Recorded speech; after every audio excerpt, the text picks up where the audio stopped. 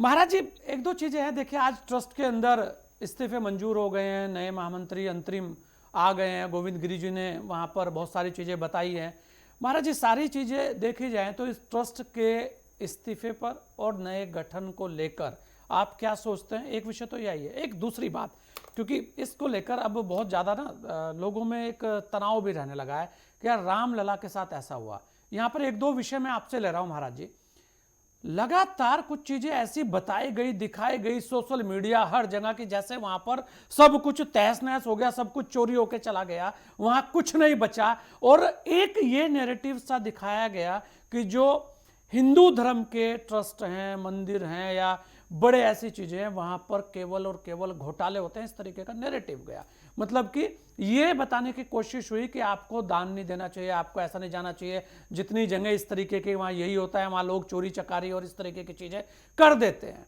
ये जो एक नैरेटिव सेट हुआ, इसे लेकर पूरा एक अभियान से चला। उसके बाद आ गया कि ये सारा सामान यहीं पे है, खड़ाऊ भी यहीं पे है, और जो उनके हार थे वो भी यहीं पे है, वो भी सारी चीजें रही। तो मतलब आप देखिए, इससे लेकर आपको क्या लगता है कि ठीक है, वहां पर जो हुआ उसका दंड मिलेगा और मिलना चाहिए। एक दंड तो भगवान राम ने दे ही दिया है कि जो लोग गिरफ्तार हुए हैं उनकी पीढ़ी दर पीढ़ी हमेशा यही कहेगी कि भाई ये रामलला के चोर हैं। उनको तो देखे कितना बड़ा दंड, इससे बड़ा और कौन सा दंड होगा, ये तो नहीं है। लेकिन इतना जरूर है कि सामाजिक रूप से आज उनकी स्थिति क्या है कि उनके परिवार के लोग, उनके बच्चे भी ये कहते हुए हर बार 100 बार सोचेंगे कि हमारे लोगों ने ये क्या कर दिया। तो ये तो एक बड़ा दंड है ही है। लेकिन जो ये जिस तरीके का एक नैरेटिव सेट करने की कोशिश की गई है, इसे लेकर आप क्या सोचते हैं? और आज का जो इस्तीफा हुआ है और आज जो अंतरिम अभी कोषाध्यक्ष बने हैं और अभी ट्रस्ट को लेकर जो नए गठन की बात हो रही है, उस पर आपकी क्या प्रतिक्रिया है जी? देखिए संजय जी, सबसे पहली बात तो ये है कि जितना ये हो हल्ला मचा है उतनी बड़ी बात है नहीं। हाँ। और मुझे लगता है कि जितनी चिंता विपक्ष ने मुखर होकर के राम मंदिर के लिए किया है, हम्म। अगर ये मुखरता मंदिर बनाने में किए होते तो मुझे लगता है कि आज राष्ट्र की स्थिति दूसरी होती। हम्म। अगर इनकी इतनी चिंता है, अगर यही चिंता अगर ये कृष्ण जन्मभूमि के लिए दिखा दे, तो मुझे लगता है कि आज एक नया दृश्य भारत में खड़ा हो जाएगा। हम्म। जब आस्था और व्यवस्था दो चीजें हैं, आस्था और व्यवस्था को एक साथ हम नहीं रख सकते हैं। भगवान श्री राम आस्था के विषय हैं, और ये चंदा आना, चढ़ावा आना, उसको व्यवस्थित करना, ये व्यवस्था का विषय है। आस्था में कोई कमी नहीं। हाँ, व्यवस्था में कोई कमियां और त्रुटियां हो सकती हैं, लेकिन जो लोग हो हल्ला मचा रहे हैं, हमें ये समझना होगा कि क्या सच में उनके अंदर आस्था है? क्या उनके अंदर इतना लगाव आ गया है भगवान श्री राम के प्रति, अयोध्या के प्रति, मंदिर के प्रति? ये वही लोग हैं जो हल्फनामा दे करके राम मंदिर की रोकने की बात कर रहे थे कि अभी चुनाव आ रहा है, अभी कोर्ट पर इस पे सुनवाई नहीं करनी चाहिए। ये वही लोग हैं जो कहते थे कि वहां पर अस्पताल बन जाना चाहिए। जो यही लोग हैं, 5-5 वकील खड़े करते थे और कहते थे कि वहां राम मंदिर नहीं बनना चाहिए। आप देखिए, आज उन लोगों को इतनी चिंता हो गई, क्यों? क्योंकि उनको इससे सत्ता की कुर्सी नजर आने लगी है। जब हम आस्था के सहारे से सत्ता पर जाने का प्रयास करेंगे, मुझे लगता है कि ये दीवा स्वप्न है, ये कभी पूर्ण होने वाला नहीं है।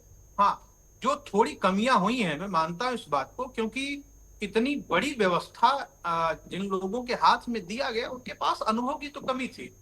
किसी के पास भी करोड़ों करोड़ व्यक्ति एक साथ आने लगेंगे, कोई उन्होंने राज्य के मुख्यमंत्री के पद के तौर पर या किसी बहुत बड़े संगठन को चलाने का कार्य तो उन्होंने किया नहीं है। हम्म। जो विश्व हिंदू परिषद और संघ चलता है, वो तो लोगों के दिए पर और लोगों के साथ बैठ करके उनके यहाँ भोजन करके ये व्यवस्था चली है। वहां तो कुछ पर आता यह नहीं कहा था। जा रहा है महाराज जी कि वहां पर लगातार चोरी होती रही और वो देखते देखते नहीं थे नहीं और नहीं, चुप हो जाते थे, ऐसे आरोप कोई लगे हैं नहीं है, लगातार। कोई लगातार चोरी वोरी नहीं। ये तो मतलब मैं वही कह रहा हूं ना कि इनकी आस्था जो है वो चोरी के प्रति इतनी संवेदनशील है। चिंता की बात ये है, इनकी आस्था और किसी पर नहीं है, बस केवल एक चोरी पर। इतना क्यों? क्योंकि इनको लगता है कि चोरी से ही हम सत्ता तक पहुंच सकते हैं। मुझे नहीं लगता है कि किसी भी प्रकार की लगातार वहां चोरी होती रही, ऐसा कुछ नहीं है। और आप बताइए, चोरी हुई उसकी सूचना कौन दे रहा है? उसकी सूचना ट्रस्ट दे रहा है। एसआईटी के गठन की मांग कौन कर रहा है? ट्रस्ट कर रहा है। सीसीटीवी कैमरे कौन लगवा रहा है? ट्रस्ट लगवा रहा है। उन लोगों को पकड़ने का काम कौन कर रहा है? ट्रस्ट कर रहा है।